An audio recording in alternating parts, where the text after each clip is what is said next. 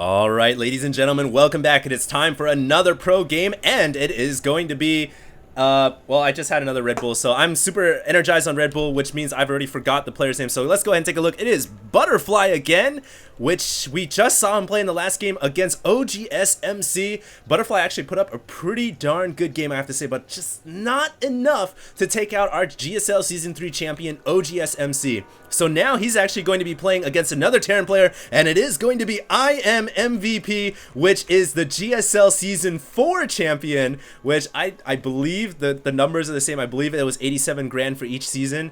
I could be wrong, but this is basically the most recent winner of the last GSL. And so this guy is super baller. He is super rich, and he's got a championship title to defend. His predecessor was MC, was able to defend his title. So now we'll see if MVP can defend it against Butterfly.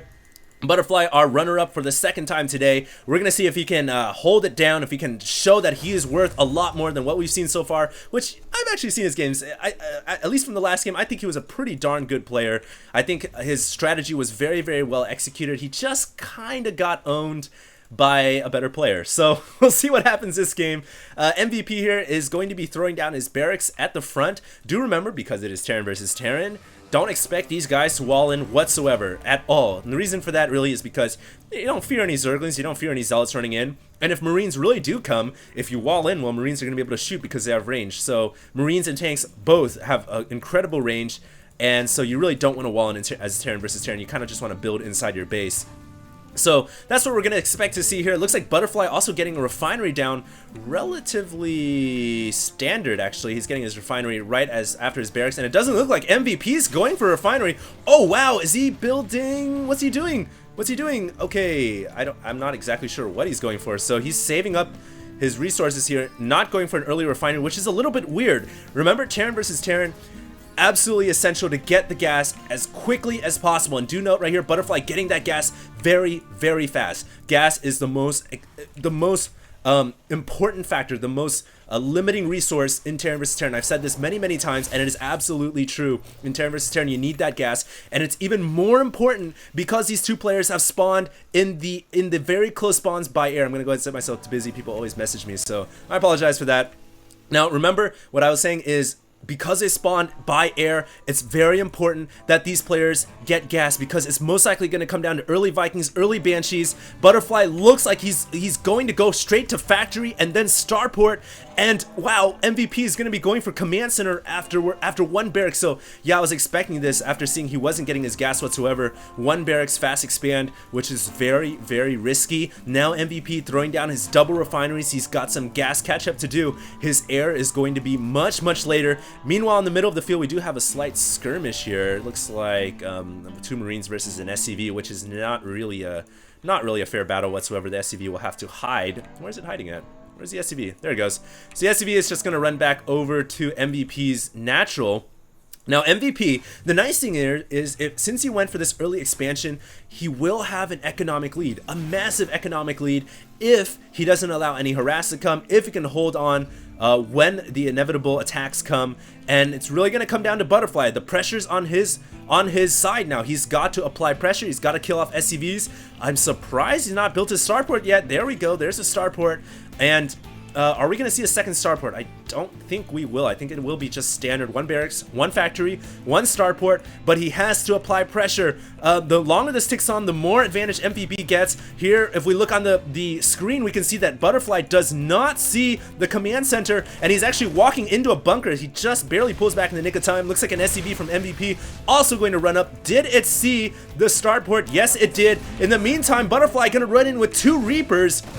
This is a unit, I don't even remember this unit existed. We haven't seen this guy since before he was nerfed like 3 months ago. So welcome back. You have been resurrected from Extinction Reaper. It's actually getting a lot of kills here. 4 kills on one Reaper. The other Reaper gets 5 kills. I think it was 4 and 5. I might have read 4 and 5 on one Reaper. So let's take a look at the income. We can see it does look like those two Reapers got about a combined 10 SCV kills. And MVP, even though he got that early economic advantage, he's actually really far behind right now. But thankfully, as Terran, you can meal up, you can catch up very quickly. So MVP is not out of this game And Butterfly actually did exactly what he needed to do to close out that edge, to make sure that he wouldn't fall too far behind, because he is getting his expansion now, but he was much later because MVP went for that expansion early on. So he did what he needed to do. He went in and he applied pressure. He killed off about 10 SCVs. I really like that. But he is going to have to possibly make another attack soon.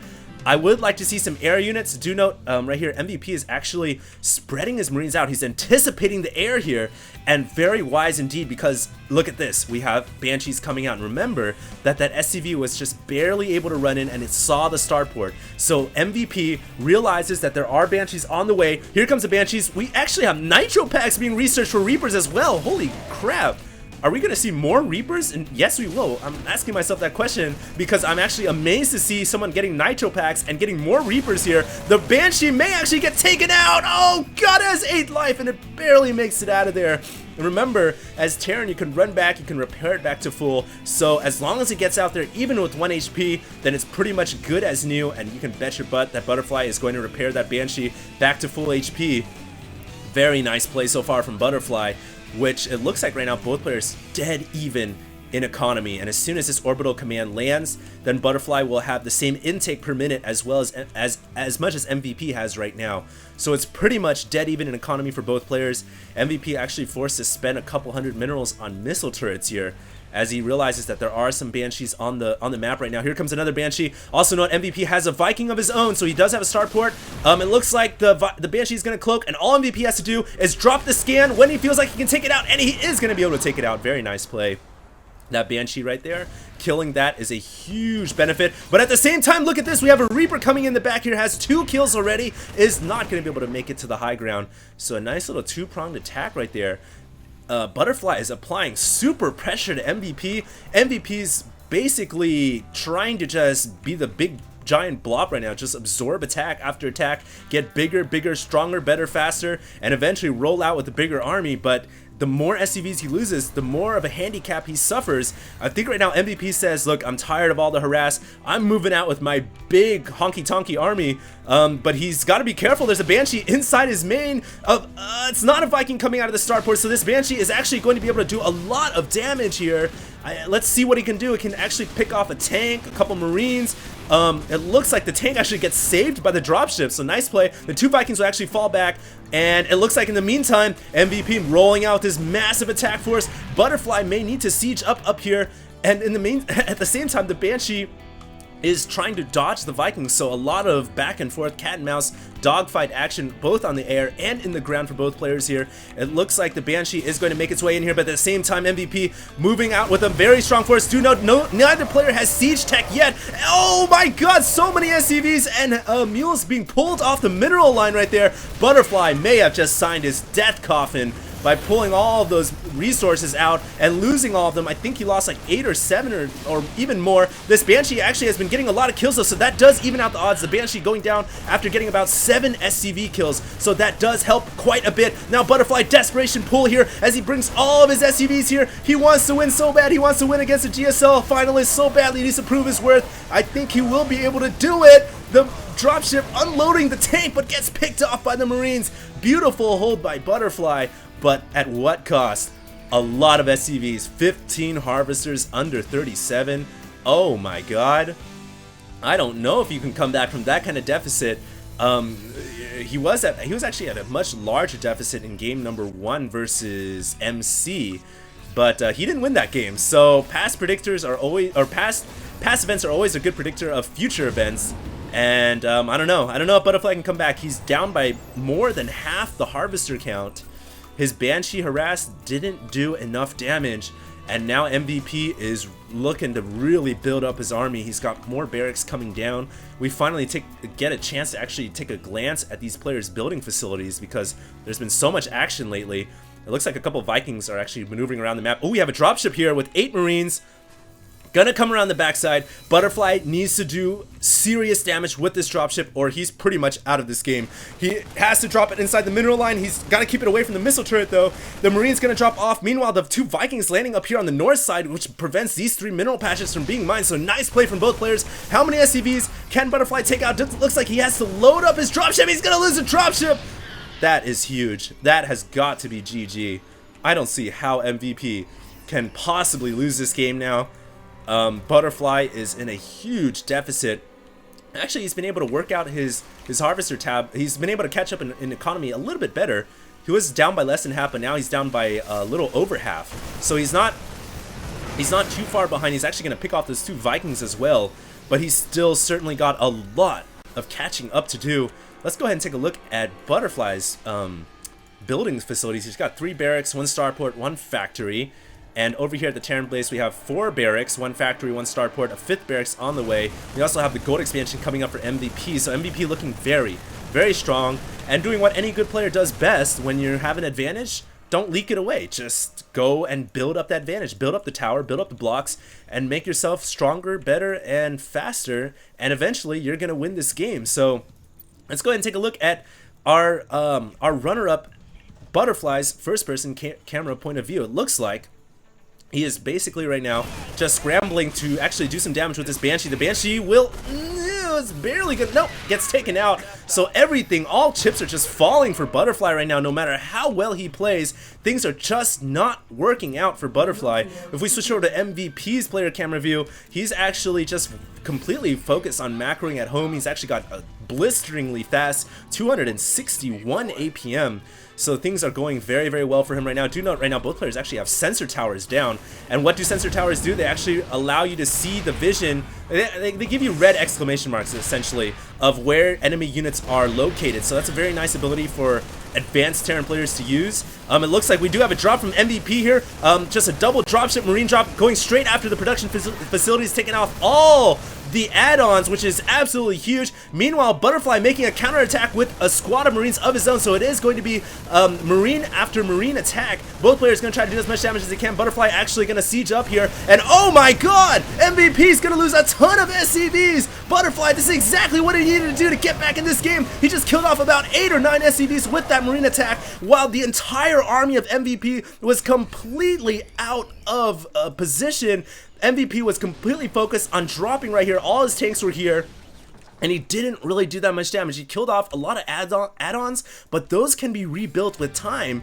But SCVs, man, that has a dramatic snowball effect when you lose that many SCVs. So I think that Butterfly may have just bought himself back into this game. Note that economy tab now very close. Army tab, though, still showing that MVP is a very strong favorite to win this game. 126 over 78. That looks like he's actually going to roll out with this army as well. And do remember, MVP has a gold expansion. No saturation really yet, but he does have the gold, whereas Butterfly is just building the orbital command right now. So he's still not really at a play. This game is not really balanced quite yet. MVP is still holding the favoring lead at this point, and Butterfly's got some work to do. It looks like he is going to try. Oh god, the dropships. Be careful. Almost moving into a bunch of Marines, which would not have been a pretty day for Butterfly, and he probably would have just GG'd out if that happened. It looks like he is going to unload his dropships behind, outside of his main, and he may actually go for another counterattack. Does MVP see this? He sees the red dots, he sees the red exclamation marks, and now he's actually going to see the Marines thanks to this Marine at the Xel'Naga Watchtower. But at the same time, oh my god, MVP is going to siege up on the ledge above. This is going to stop absolutely all mining, but Butterfly also going to go in here and pick off all the SCVs. Once again, a beautiful Marine attack. And really, MVP needs to scramble his forces here. The command center gets taken out as well. Butterfly needs to unload. He needs to get out of here, get out of here, get out of here. It looks like he's going to engage, which I don't like that at all. He's actually going to lose the majority of his army, so not that good. We have a couple command centers just kind of floating around and playing tag in the air. But remember right now that Butterfly only has 1 mining base. It's actually getting mined out, whereas MVP has basically 1 mining base over Butterfly. So things are not looking good for Butterfly still. He's got some catching up to do. He just lost his command center, and a mule was actually summoned right here on the ledge to repair the command center, but unfortunately the orbital command the command center got taken out before the mule was able to come out of the drop pod and repair it. So that just shows that that Butterfly is trying to pull all the stops right now to repair whatever he can to keep that orbital command alive. But right now he's got a very, very difficult position with these siege tanks on the high ground. That is brutal. How do you deal with that? I guess the Banshee is the answer here. But MVP, oh god, all he has to do to take out this Banshee is just one good stim. The Banshee is very, very low in HP. It's actually going to use the cloak here, but there goes the Comsat. And Butterfly just lost the only air unit that was spotting for MVP. Now MVP can siege up. Butterfly also using Comsat so he can siege against MVP's tanks. It looks like he may actually be able to take out the tanks. Nice play right here from Butterfly, taking out the ledge, and he finally reestablishes control over his natural expansion. But wow, he's facing a massive army at the front. Is his siege tanks gonna be enough to deal with this? I don't know if it's gonna be enough. The Marines at +1/+1 for MVP. Butterfly also at +1/+1. I really do think that this may be the last straw for Butterfly, and MVP, just like his predecessor, just like his older brother before him, OGSMC, both players are going to be able to hold their GSL championship title against Butterfly, the challenger. Obviously, this was just I believe it's just a Battle.net exhibition game, not any game of absolute importance, but still a very incredible game nonetheless. MVP is going to be able to take this away. Butterfly will have to GG out of here eventually. Just way too many Marines now shelling the production facilities along with the tanks of Butterfly, and Butterfly lifting off to try to evacuate the mass exodus of the buildings here for the Terran player, and GG calls Butterfly. So that was once again another beautiful game. S-Rank StarCraft 2 pro game, which I'm always thrilled to cast. I hope you guys enjoyed this broadcast. And this is going to be HD signing out. It is now actually Sunday morning. I want to thank you guys all for tuning in. Make sure to stay tuned and subscribed. And we are going to have more games coming out in the near future. HD signing out.